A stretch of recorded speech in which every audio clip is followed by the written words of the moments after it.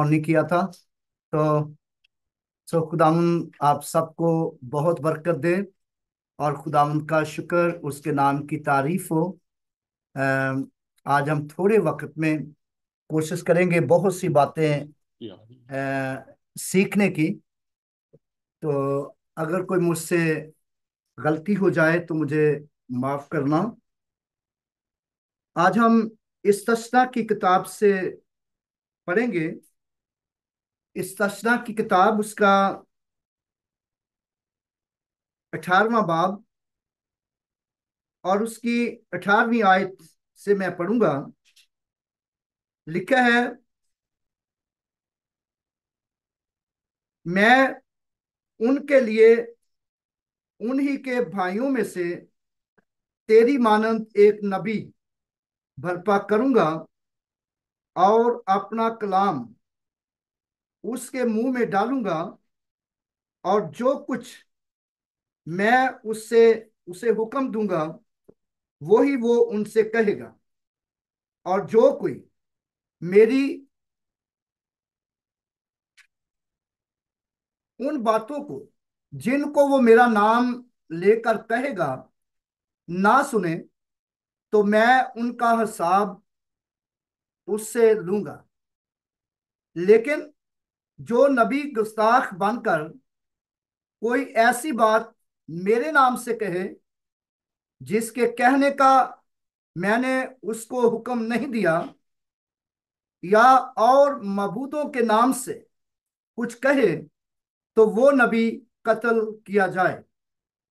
खुदावंद अपने कलाम के पढ़े और सुने जाने के वसीला से बरकत बख्शे। आमीन। यहां पर हम बाइबल मुकद्दस में से देखते हैं कि खुदावंद के बंदा मूसा ने ये पेशगोई की और उसने बनी इस्राएल कौम को बताया।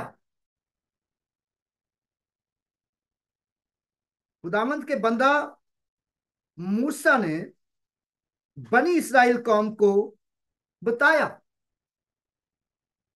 कि ये खुदा ने मुझे कहा, मैं उनके लिए उन्हीं के भाइयों में से तेरी मानंद एक नबी बर्पा करूंगा। किन के लिए? यानी बनी इस्राएल कौम के लिए। क्योंकि खुदावंद खुदा बनी इस्राएल कौम को मुल्क मिस्र की गुलामी से निकाल लाया अपने बंदा मूसा की मार्फत। तो खुदावंद खुदा ने अपने बंदा मूसा से कहा कि मैं उनके लिए उन्हीं के भाइयों में से तेरी मानंद, तेरे जैसा एक नबी बर्पा करूंगा। और फिर खासियत क्या होगी? मैं अपना कलाम उसके मुंह में डालूंगा। मैं अपना कलाम उसके मुंह में डालूंगा, और जो कुछ मैं उसे हुक्म दूंगा वही वो उनसे कहेगा। यानी कि वो अपनी तरफ से कुछ नहीं कहेगा। और जब हम दुनिया का मुताला करते हैं तो इस दुनिया में वो नबी के ताल्लुक से बड़ी कशमकश है। और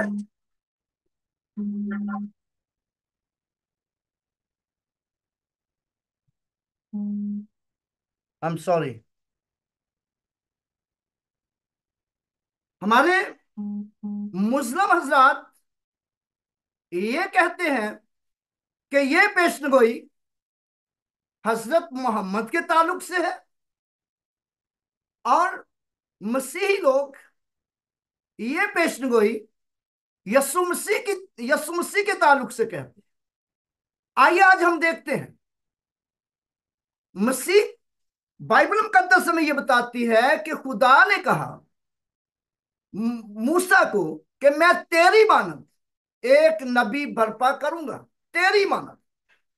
अब मूसा की, जब हम मूसा के ताल्लुक से पढ़ते हैं, जो खुदा ने मूसा की मार्फत मौजज़ात किए, बाइबल मुकद्दस ये बताती है कि उसने दरियाए नील को खून कर दिया, बना दिया, और उसकी मार्फत खुदा ने मिस्र के पुरोठों को मार दिया, और उसके मूसा की मार्फत खुदा ने समुंदर के समुंदर को दो टुकड़ों में, समुंदर में से एक बड़ा रास्ता बना दिया, जिसमें से बनी इस्राइल कौम बहरे कुलजम में से गुजर गए।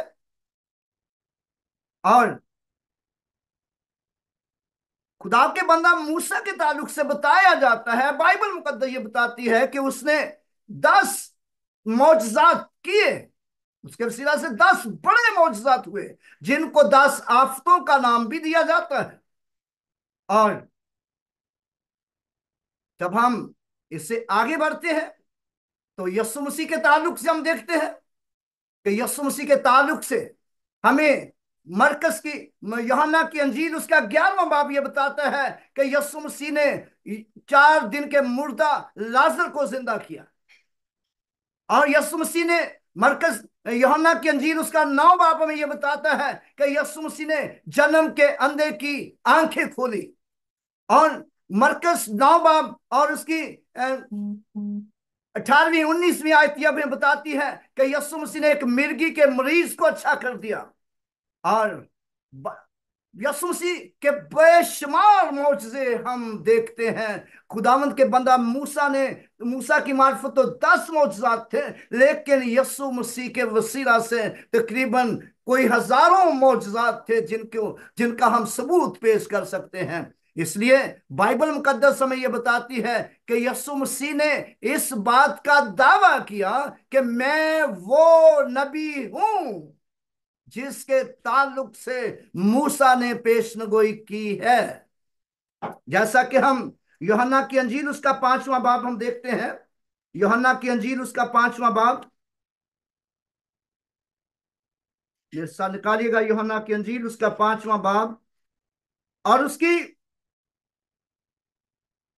पहले मैं पढ़ूंगा 39वीं आयत, 39 लिखे है, तुम किताबे मुकद्दस में ढूंढते हो क्योंकि समझते हो कि मैं उसमें हमेशा की जिंदगी मिलती है, और ये वो जो मेरी गवाही देती है। यहां पर यीशु मसीह ने कहा कि तुम किताबे मुकद्दस में ढूंढते हो क्योंकि समझते हो कि उसमें हमेशा की जिंदगी मिलती है, और ये वो है जो मेरी गवाही देती है। किताबे मुकद्दस, किताबे मुकद्दस में कौन कौन सी किताबें हैं? अंजील, जबूर, तौरात, सहाइफ अंबिया।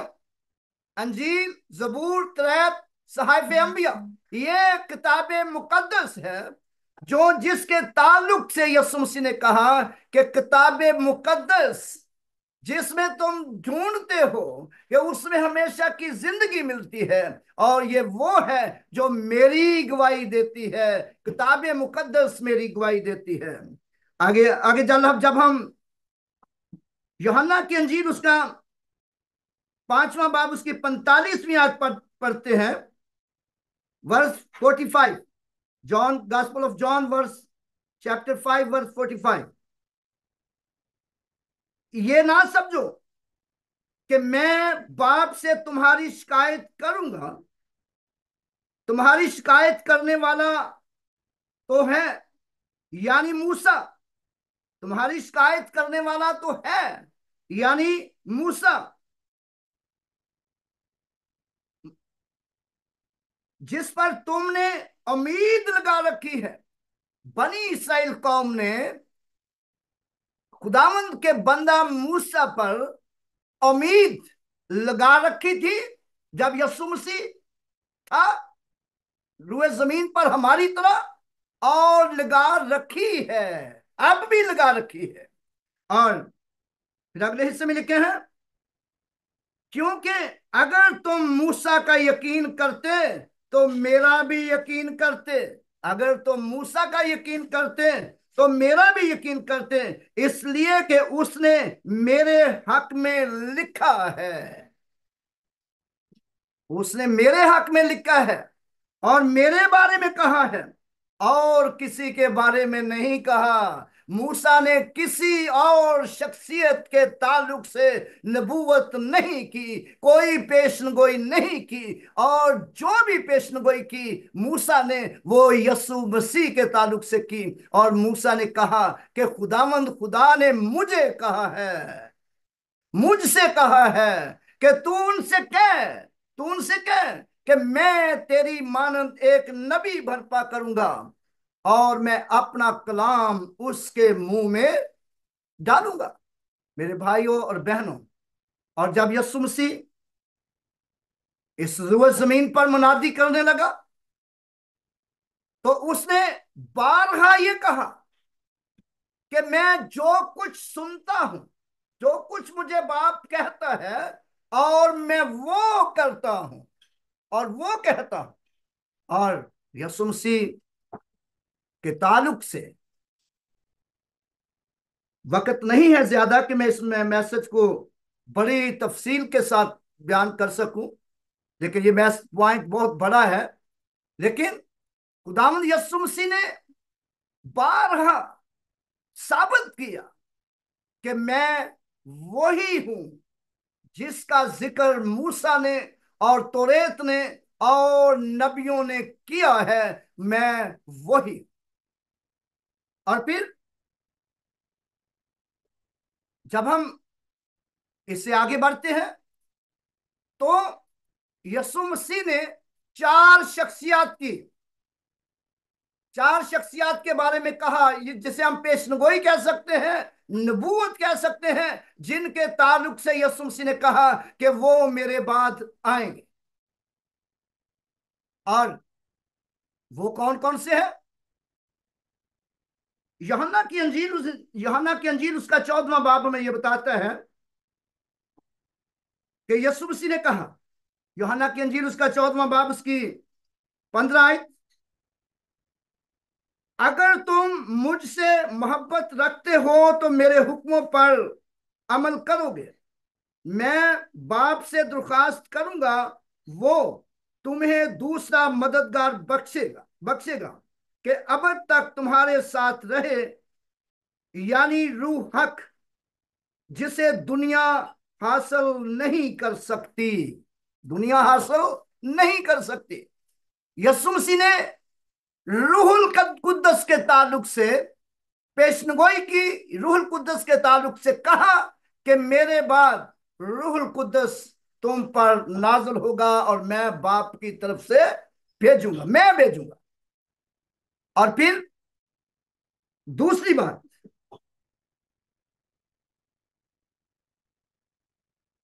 दूसरी बात यह है, इसके बाद यूहन्ना की अंजील उसका 14वां बाब 30 आए, इसके बाद मैं तुमसे बहुत सी बातें ना करूंगा, क्योंकि दुनिया का सरदार आता है और मुझ में उसका कुछ नहीं। पहली बात, किसके बारे में नबूवत की है, किसके बारे में कहा है, किसके बारे में पेशगोई की है? रूहुल कुद्दस के बारे में। रूहुल कुद्दस मैं भेजूंगा। दूसरी बात, दुनिया का सरदार, दूसरी शख्सियत, शख्सियत दुनिया का सरदार निकलेगा और उसमें मेरा कुछ नहीं, मेरा उसके साथ कोई ताल्लुक नहीं है। क्यों उसके साथ कोई ताल्लुक नहीं है? यूहन्ना की अंजील उसका 16वां बाब और उसकी 11वीं आयत, अदालत के बारे में इसलिए कि दुनिया का सरदार मुजरम ठहराया गया, दुनिया का सरदार मुजरम ठहराया गया। लेकिन रूहुल कुद्दस के ताल्लुक से यीशु मसीह ने कहा जब हम अमाल की किताब का मुताला करते हैं, उसका दूसरा बाब, और सॉरी पहला बाब, उसकी 8वीं आयत पढ़ते हैं, तो यीशु मसीह ने कहा कि रूहुल कुद्दस तुम पर नाज़िल होगा और तुम कुव्वत पाओगे। रूहुल कुद्दस तुम पर नाज़िल होगा और तुम कुव्वत पाओगे। और ये दोनों दोनों फर्क शख्सियतें हैं। और फिर इससे आगे जब चलते हैं, मत्ती 24वां बाब, और उसकी जब हम 11वीं आयत पढ़ते हैं, तो वहां पर लिखे हैं, बहुत से झूठे नबी उठ खड़े होंगे और दुनिया को गुमराह करेंगे। और फिर जब हम मत्ती 24वां बाब 24 आयत पढ़ते हैं, तो वहां पर लिखे हैं, बहुत से झूठे मसीह और झूठे नबी उठ खड़े होंगे। झूठे मसीह और झूठे नबी उठ खड़े होंगे, और यहां तक कि वो बरगजीदों को भी गुमराह कर देंगे। बरगजीदा कौन है? बरगजीदा वो लोग जो यीशु मसीह के साथ वफादारी और सच्चाई से साथ चलते हैं, उसके साथ रहते हैं, कोशिश करेंगे कि उनको भी गुमराह कर दें। और खुदावंद का शुक्र हो कि खुदावंद अपने लोगों को गुमराह होने से बचाता है। और इनमें से हम देखते हैं कि झूठा नबी, दुनिया का सरदार, झूठे मसीह, और बाइबल मुकद्दस हमें बताती है कि दुनिया में बड़े झूठे मसीह उठ खड़े हुए।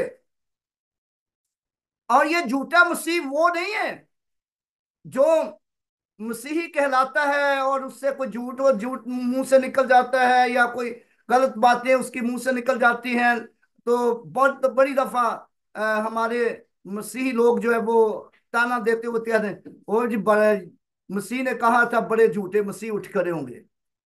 याद रखें कि उन मसीहियों के ताल्लुक से नहीं है, ये उस मसीह के ताल्लुक से है कि जो ये दावा करेंगे कि मैं वो यीशु मसीह हूं जिसका तुम इंतजार कर रहे हो, और मैं अब आ गया हूं और मैं ही सब कुछ हूं। उस मसीह की तरफ इशारा है। आज जिनसे गलतियां हो जाती हैं छोटी मोटी, वो उनकी तरफ इशारा नहीं है, उनकी तरफ इशारा नहीं है, उस मसीह की तरफ इशारा है। जैसे मिर्जा कादियानी ने दावा कर दिया, जैसे मिर्जा कादियानी ने दावा कर दिया, मैं मसीह हूं और मैं मसीह मौद हूं। और वो कहता है मुझे सलीब दिया गया, और वो कहता है कि मुझे वहां से पकड़ कर ले आए, मुझे पकड़ कर ले आए और मुझे दफन किया गया, उसको दफन किया गया, उसके वारी ये कहते हैं कश्मीर में। और ये झूठा मसीह है, और एक गोहर शाही था, और उसने भी दावा किया था। उसकी उसकी जमात के लोग मेरे पास चर्च में आए थे गुफ्तगू करने के लिए। इस तरह के और भी बहुत से मसीही जिन्होंने दावा किया कि मैं मसीह हूं, मैं मसीह हूं। और ऐसे लोगों से खबरदार रहना है। और लिखा है, जब हम मुकाशफा की किताब का मुताला करते हैं, उसका 20वां बाब पढ़ते हैं, तो मुकाशफा 20वें बाब की 11वीं आयत में और 10वीं आयत में लिखा है कि वो दुनिया का गुमराह करने वाला और वो झूठा नबी और वो अबलीस आग और गंधक की झील में डाला गया, और वो अब्दुलाबाद जलते रहेंगे, अब्दुलाबाद अजाब में रहेंगे।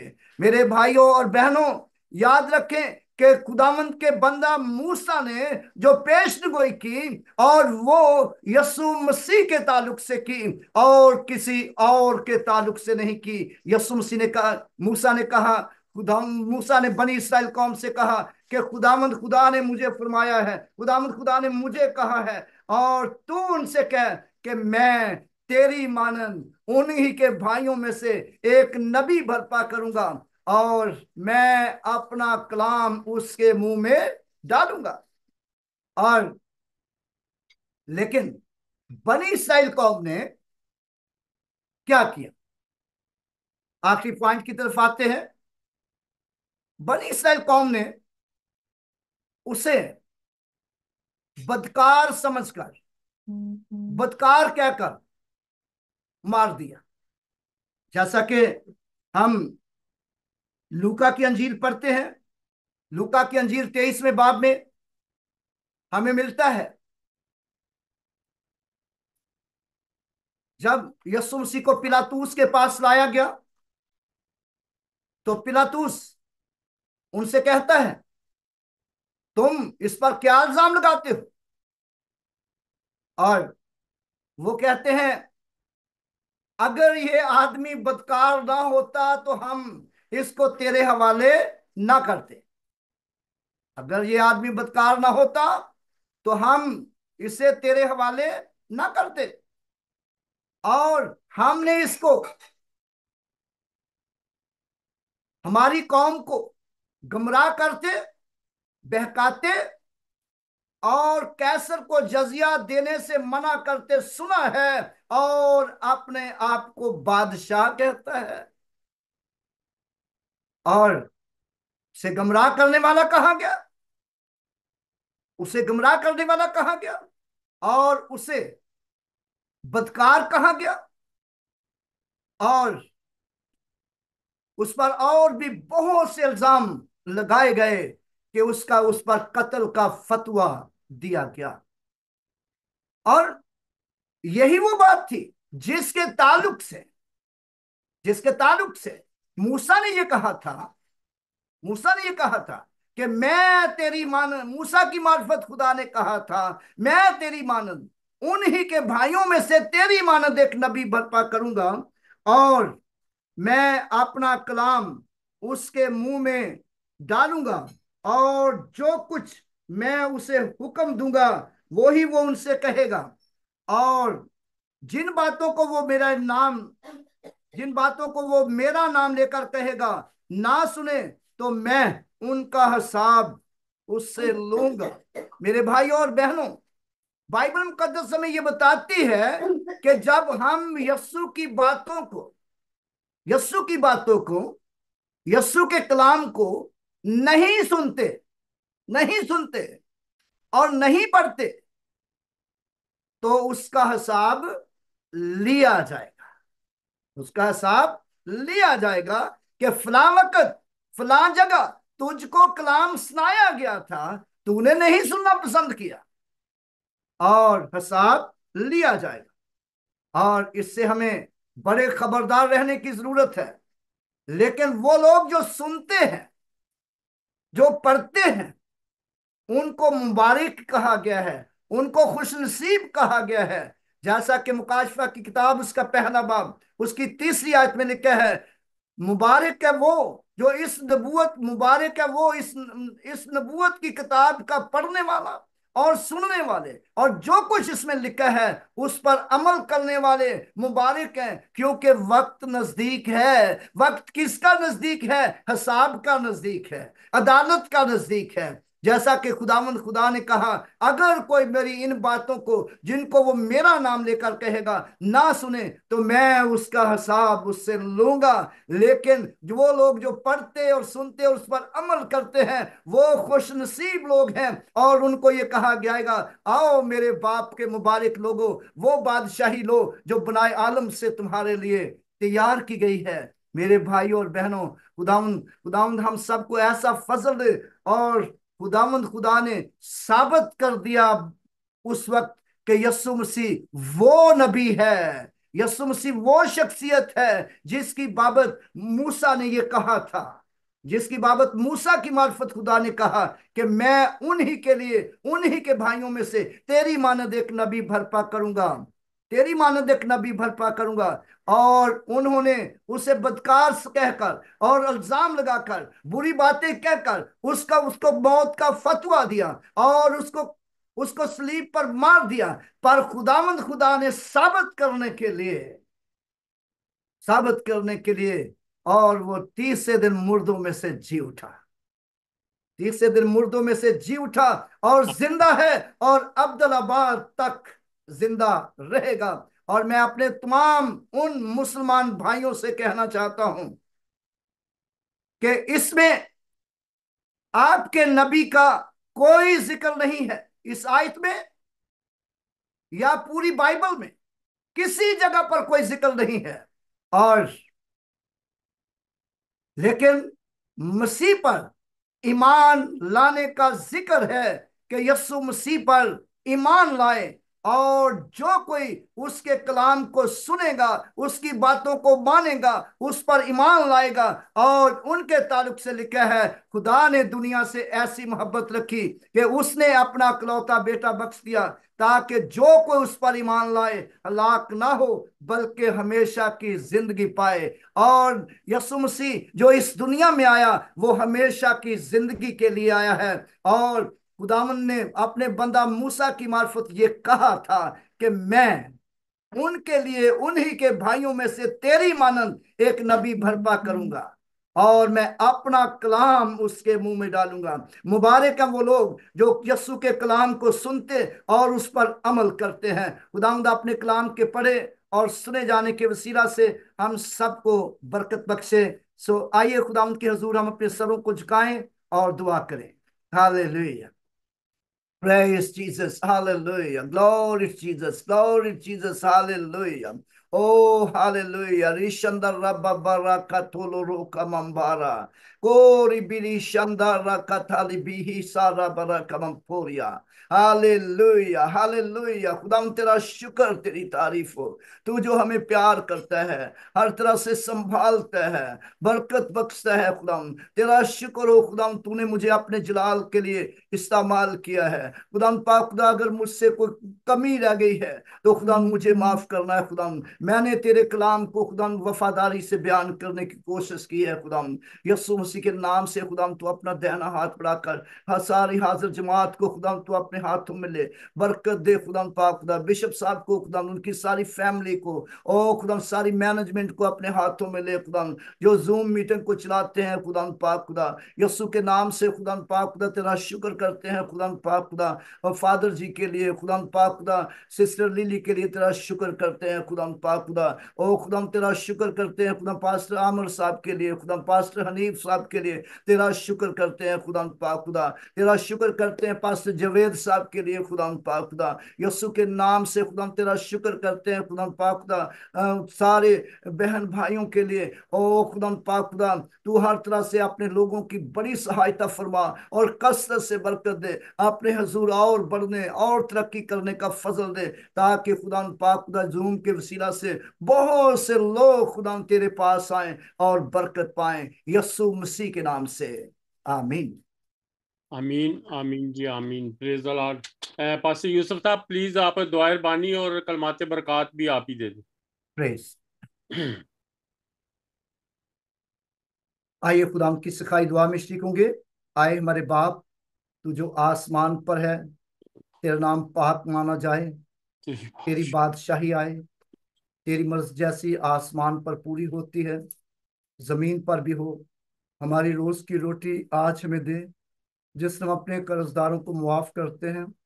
तू भी हमारे कसूर मुआफ कर, हमें आजमाइश में ना पड़ने दे, बल्कि बुराई से बचा, क्यों जो बादशाही कुदरत जलाल हमेशा तेरे हैं। आमीन।